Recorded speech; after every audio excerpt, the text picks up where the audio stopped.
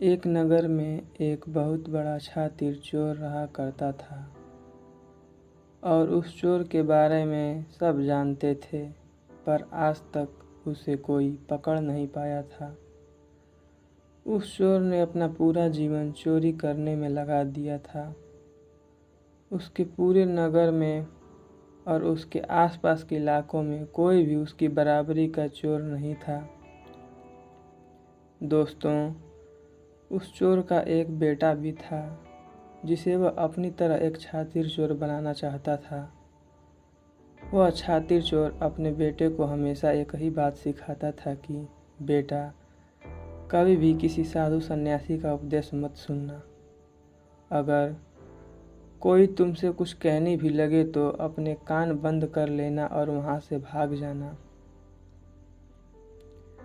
उस चोर का बेटा इस बात को बचपन से ही सुनता आ रहा था, जिसके कारण उसके मन में यह बात बैठ गई थी कि क्योंकि उस लड़के का पूरा ध्यान चोरी करने पर था, इसलिए वह अपने पिता की तरह एक शातिर चोर बन जाता है। हमारा ध्यान जिस भी चीज़ पर ज़्यादा होता है, हम उस चीज़ में माहिर हो जाते हैं। एक दिन वह चोर सोचता है कि छोटी मोटी चोरियां तो बहुत कर ली, क्यों न आज राजा के महल में ही डाका डालूं। राजा के महल में चोरी करने के उद्देश्य से वह चोर महल की ओर चल पड़ता है।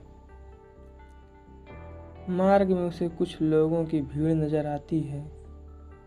वह उस भीड़ को देखकर रुकता है और यह देखता है कि वो लोग क्या कर रहे थे। जब वो चोर भीड़ के करीब जाता है तो वो देखता है कि सभी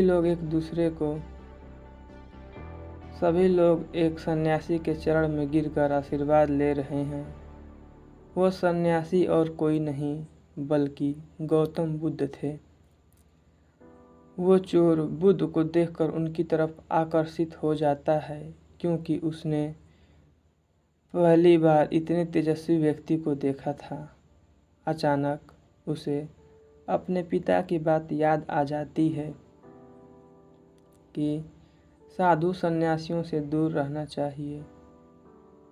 एक बार को वह सोचता है कि वह वहाँ से चला जाए, लेकिन फिर उसके मन में एक प्रश्न उठता है कि पिताजी ऐसा क्यों कहते थे।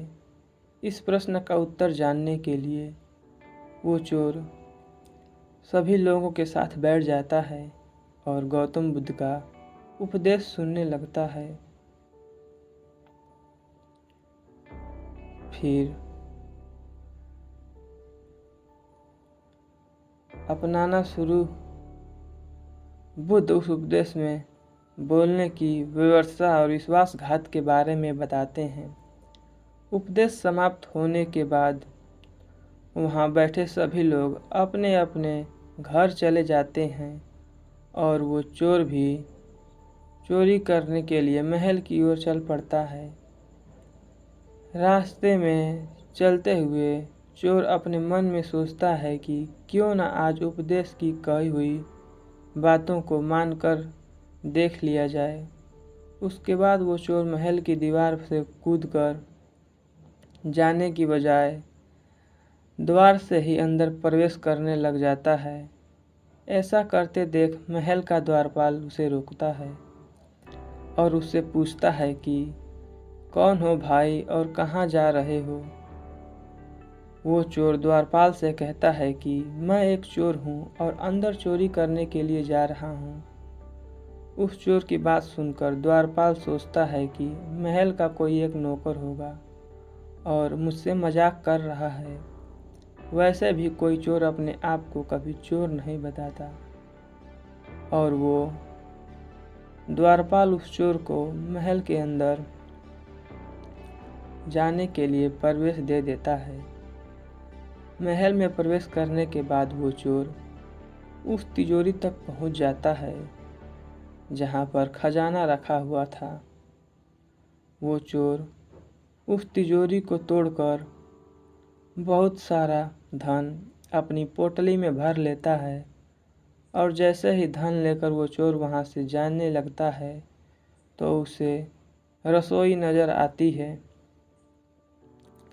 महल के सभी लोग सो रहे थे, इसलिए रसोई में उस समय कोई भी नहीं था और उस चोर को बहुत ज़ोर से भूख लगी हुई थी। इसलिए वो चोर रसोई में जाता है और पेट भर के खाना खाता है।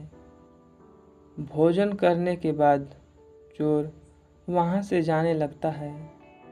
तभी अचानक उसे बुद्ध की बात याद आ जाती है कि जिसका हमने नमक खाया है, हमें कभी भी उसके साथ विश्वासघात नहीं करना चाहिए। वो चोर मन ही मन सोचता है कि मैंने इस राजमहल वालों का नमक खाया हुआ है और अगर मैं इनके धन को चोरी करके ले जाऊं तो यह विश्वासघात होगा। इसलिए वह चोर उस धन को रसोई में ही छोड़कर जाने लगता है। ऐसा करते हुए उसे महल का एक व्यक्ति देख लेता है और वो शोर मचा देता है कि महल में चोर घुसा हुआ है। राजा के सिपाही उस चोर को पकड़ लेते हैं और उसे राजा के पास ले जाते हैं और उसके बाद राजा उस चोर से पूछता है कि जब तुमने धन को चुरा ही लिया था तो तुम उसे छोड़कर क्यों चले जा रहे थे। वो चोर कहता है कि एक सन्यासी के उपदेश के कारण किसी के साथ विश्वासघात करना बुद्धिमत्ता नहीं है बल्कि मूर्खता है। जिसके भोजन को खाकर हमें जीवन मिला है उसके साथ हमें कभी विश्वासघात नहीं करना चाहिए।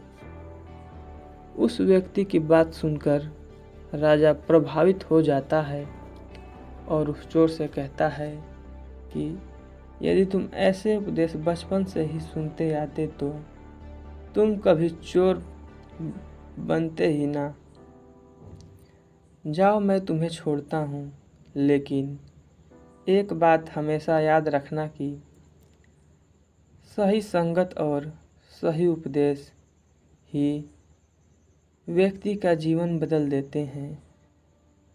दोस्तों, इस कहानी का उद्देश्य आपको यह सिखाना नहीं है कि आप किसी के साथ विश्वासघात ना करें या झूठ ना बोलें, बल्कि ये कहानी आपको सिखाना चाहती है कि आप बुरे तब तक ही हैं जब तक कि आप सही उपदेश सुनना और सही संगत करना शुरू नहीं कर देते। जो कल आपने गलत संगत कर ली थी वही आज आपके दुखों का कारण है। दोस्तों, यह कहानी आपको कैसी लगी? आपको इस कहानी में और क्या सीखने को मिला, यह हमें नीचे दिए गए कमेंट बॉक्स में कमेंट करके ज़रूर बताएं।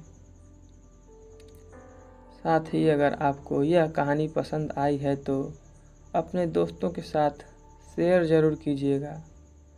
दोस्तों, ऐसी मज़ेदार और शिक्षाप्रद कहानियाँ सुनने के लिए हमारे चैनल को सब्सक्राइब करें। धन्यवाद दोस्तों।